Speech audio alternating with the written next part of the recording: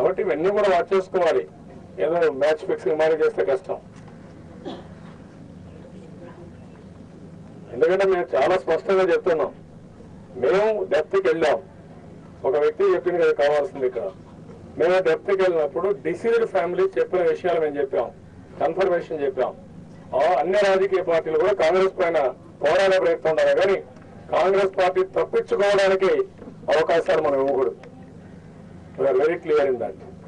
వాళ్ళు మమ్మల్ని అడుగుతున్నారు మీరు ఉంటారో లేదో చెప్పండి అని అడిగారు. నేను ఏది కావాలని చెప్పి డైవర్ట్ చేయడానికి సిద్ధంగా లేను.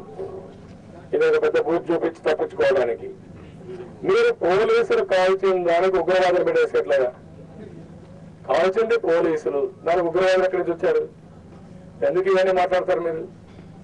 సార్ ఇందాక మీరు పోయినప్పుడే శారద అనే మహిళ ఇట్లా ఒక వర్గం ప్రజలు మా మీదకి వచ్చి డైరెక్ట్ కాల్పులు జరిపారు, వాళ్ళు పోలీసులు కాదని చెప్పి స్పష్టంగా మా వీడియో టేప్లలో కూడా. అదే దానిగా నేను చెప్పింది, అది కూడా అడిగాను కదా, ఎవరు చేశారు, ఆ వెపన్ ఎవరిది, పోలీసులు పట్టుకోవాలి కదా.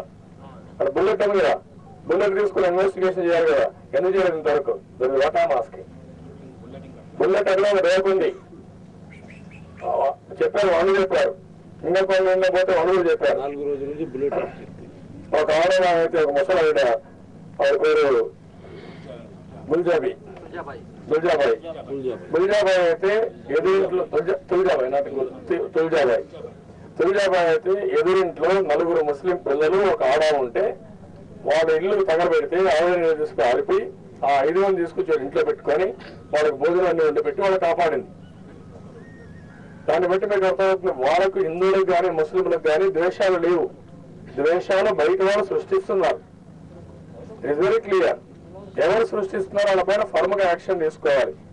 ఇది కొత్తగా హైదరాబాద్ లో మత కలహాలు ఎప్పటి నుంచో ఉన్నాయి, ఇప్పుడు ఎందుకు లేవు? అది తెలుగుదేశం పార్టీ సాధించిన విజయం. తెలుగుదేశం పార్టీ అధికారంలో పోవడం కానీ మల మత కలహాలు వచ్చాయి, కర్ఫ్యూలు వచ్చాయి, 144లు వచ్చాయి.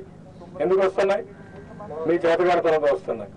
ఏ వర్గమైనా సరే ఎవరైనా సరే లా అండ్ ఆర్డర్ లో మాత్రం చాలా ఫర్మ్ గా ఉంటే ఈ సమస్యలు ఉండవు. ప్రభుత్వం ఒక పక్క సైడ్స్ తీసుకున్నా సరిగా డీల్ చేయకుండా ఈ సమస్యలు వస్తాయి. అదే జరుగుతుంది రాష్ట్రంలో. దీన్ని కూడా రాజకీయాల కోసం ఉపయోగించుకుంటున్నారు.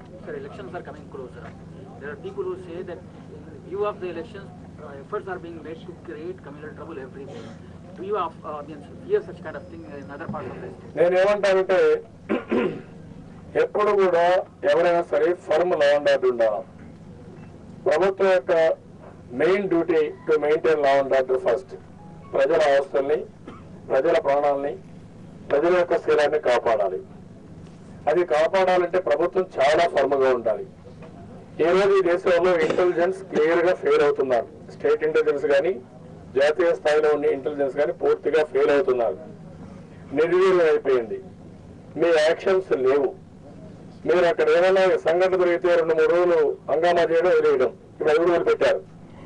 ఇప్పుడు ఉండే చట్టాల ప్రకారమే తెలుగుదేశం పార్టీ చాలా ఫర్మ్ గా యాక్ట్ చేశాం. కల్పరేట్స్ అందరినీ బుక్ చేశాం. బ్రహ్మాండంగా ముందుకు పోగలిగాం. మీరు ఇప్పుడు చట్టాలను కానీ సరిగా పనిచేయించి సమర్థులుగా ఉపయోగించుకుంటే అన్ని కంట్రోల్ చేయొచ్చు. అటు సెంట్రల్ లో ఉండే హోమ్ మినిస్టర్ కానీ ఇక్కడ రాష్ట్ర ప్రభుత్వంలో ఉండే మంత్రులు కానీ సీఎం కానీ ఉదాసీనతనే మన రాష్ట్రాల్లో మనకు కొంపగొల్చింది. ఈ రోజు ఇవన్నీ జరుగుతున్నాయి. దాంట్లో ఇవాళ చేతగానితనం తప్ప ఇంకోటి కాదు. అది చాలా స్పష్టంగా ఉంది. ఎప్పుడు కూడా ఏదైనా చేసి సాధించగలుగుతాం అనుకుంటే చాలా మంది చేస్తారు. ఏదైనా చేసి తప్పించుకోలేమంటే భయపడతారు. ఆ సిచ్యువేషన్ లేకుండా పోయింది రాష్ట్రంలో. ఫైనల్ గా నేను హిందువుల్ని ముస్లింలు అందరినీ కోరుతున్నాం, మీరు కలిసి ఉండాలి, మత సామరస్యంతో ముందుకు పోవాలి. బయట వాళ్ళు రెచ్చగొట్టినా మీరు రెచ్చిపోయి లేనిపోయిన సమస్య సృష్టించుకుంటే మనకే నష్టం వస్తుంది. ఈ రోజు కొంతమంది నాకు మహిళలు కనపడి చెప్పారు, మేము గొడవ పడాలని లేదు, కొంతమంది గొడవ వల్ల మేము బయట లేకపోతున్నాం, లైవ్లీహుడ్ లేకుండా పోతున్న బాధపడే పరిస్థితి వచ్చిన కాలనీస్ వెళ్ళినప్పుడు అది వాస్తవం. 100% ఎవ్వరు కూడా మత విద్వేషాలు కావాలని కోరుకోవడం లేదు. శాంతి కావాలని, భద్రత కావాలని కోరుకుంటున్నారు. వారందరినీ కూడా మనం అభినందించాలి. ప్రజలందరికీ అటు హిందువుల్ని ముస్లింస్ అందరినీ అప్పీల్ చేస్తున్నా, దయచేసి అర్థం చేసుకోండి. మత సామరస్యాన్ని కాపాడుకుందాం. ఎవరు రెచ్చగొట్టినా రెచ్చిపోవద్దండి. రెచ్చిపోతే నష్టపోయేది మనమే నష్టపోతాం. కాబట్టి అందరూ కూడా సహనంతో మత సామరస్యాన్ని కాపాడుకోవాల్సిందిగా మరొక్కసారి అందరికీ అప్పీల్ చేస్తూ మీరు సెలవు తీసుకోండి. Thank you.